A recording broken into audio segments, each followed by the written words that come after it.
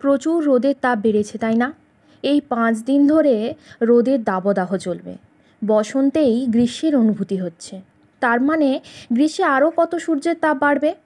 ভাবলেই চিন্তা হচ্ছে ছাদের গাছগুলোকে নিয়ে। অনেকেই নিশ্চয়ই ইতিমধ্যে গ্রিন নেট টাঙিয়ে দিয়েছেন। খুব ভালো করেছেন জানেন। আমার তো আর সেই ব্যবস্থা নেই, তাই সব ঋতুতেই ওরা খোলা ছাদেই থাকে।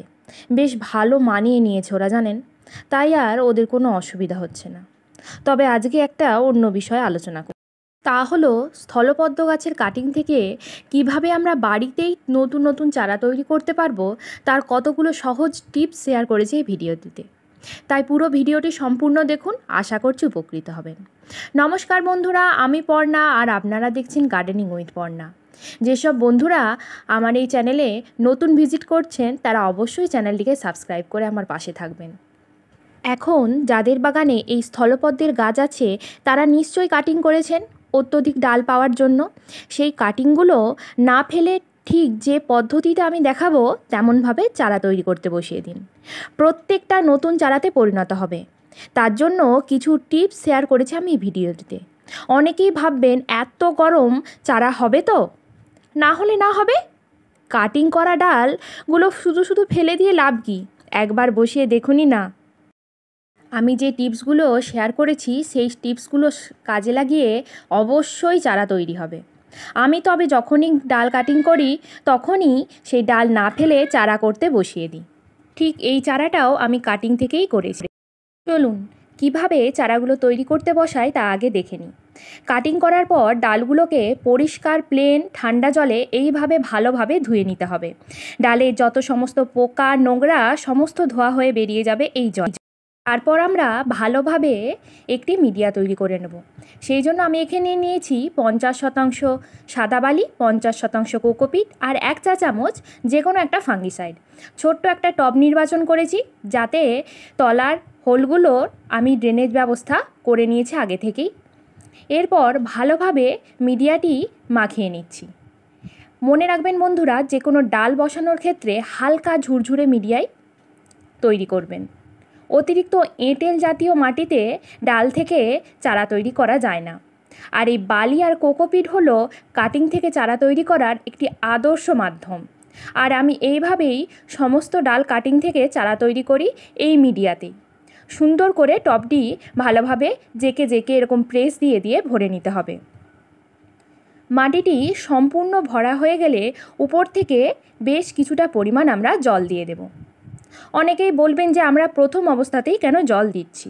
তার একটাই কারণ, ডাল বসানোর পর ডালে যে আমরা রুটিং হরমোন কিংবা অ্যালোভেরা জেল ব্যবহার করব সেইগুলি জলের সাথে ড্রেন ব্যবস্থার মাধ্যমে বেরিয়ে না যায়, তাই জন্যই এই কাজ।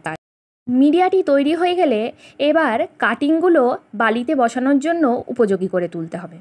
তার জন্য প্রত্যেকটা কাটিং সুন্দর করে এইভাবে তেরচা করে কেটে দিতে হবে এবং উপরের দিকে বেশ বড় বড় কয়েকটা পাতাও আমি কেটে দিয়েছি, কারণ কাটিং বসানোর ক্ষেত্রে অত্যধিক পাতা রাখা ঠিক না। তার ফলে ডালের সব এনার্জি ওই পাতাতেই নষ্ট হয়ে যায়। আর এই তেরচাকারে কাটলে কাটিং থেকে তাড়াতাড়ি শেকড় বেরানোর চান্স থাকে। বাগানের অ্যালোভেরা গাছ বেশ কিছুটা আমি কেটে নিয়েছি। এই অ্যালোভেরার মাধ্যমেও কিছু কাটিং বসাবো আর কিছু কাটিংয়ে ব্যবহার করব কাটিংয়ের পাউডার। এই পাউডার আপনারা যে কোনো কীটনাশকের দোকানে খোঁজ করলে পেয়ে যাবেন। প্রথমেই এই ছোট্ট একটি কাঠির সাহায্যে যটা কাটিং আপনারা বালিতে বসাবেন ঠিক তটা হোল করে নেবেন।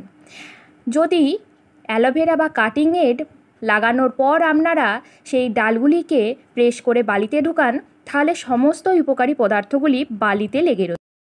আমরা অনেকেই এই ভুল করে থাকি, ফলে রুট হরমোন দিয়ে চারা বসালেও চারা তৈরি হয় না।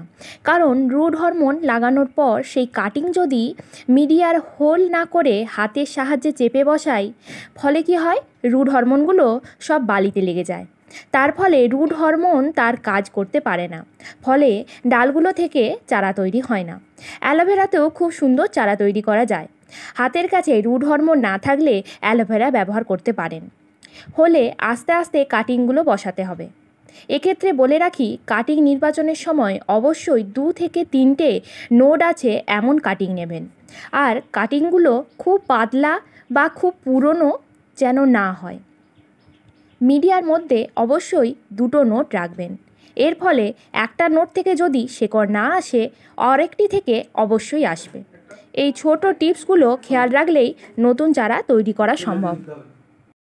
ডালগুলিকে বসানোর সময় একটু হেলিয়ে ডালগুলোকে বসাবেন। তার ফলেও কিন্তু শেকড় আসার চান্স অধিকাংশ বেড়ে যায়। অ্যালোভেরা জেলে লাগিয়ে রেখে অন্তত 5 মিনিট এইভাবে ফেলে রাখবেন। তার ফলে শেকড় আসার চান্স একটু বেশি থাকে। যারা রুটিন হরমোন ব্যবহার করবেন না, তারা এই ট্রিক্সগুলো একটু মেনে চলবেন। মিডিয়ায় জল শুকিয়ে যাওয়ার আগেই আমাদেরকে জল দিতে হবে। খেয়াল রাখতে হবে উপরের দিকের মিডিয়া যেন একেবারেই শুকনো না হয়। জলের অভাব হলেও কিন্তু ডাল থেকে নতুন চারা তৈরি করা একেবারেই অসম্ভব হয়ে পড়বে। কাটিং বসানোর পর ছাওয়াযুক্ত স্থানে সেই পাত্রটিকে রাখতে হবে, যতদিন না সেই কাটিং থেকে নতুন পাতা বের হচ্ছে। আমার ছাদে তেমন কোনো ছাওয়াযুক্ত জায়গা নেই, তাই জন্য আমি বড় গাছের তলায় এইভাবে জায়গাটিকে রেখে দিই। যে কোনো কাটিং বসানো হলেই আমি এই রকম ছোট ছোট জায়গা খুঁজি, যাতে গাছের ছাওয়াতেই এরা ছায়া পায়। এইভাবেই আমি পাত্রটিকে এখানে রেখে দেব। ডাল কাটিং থেকে চারা তৈরি করার জন্য এই ছোট ছোট টিপসগুলো মানলেই বাগানে আর চারা কেনার প্রয়োজন পড়ে না। একটা গাছ থেকে আমরা হাজারো গাছ তৈরি করে নিতে পারি। বন্ধুরা, আজকের ভিডিওটি এখান পর্যন্তই। ভিডিওটি ভালো লাগলে প্লিজ একটা লাইক করবেন, সাবস্ক্রাইব ও শেয়ার করে পাশে থাকবেন। ফিরছি পরের ভিডিওতে।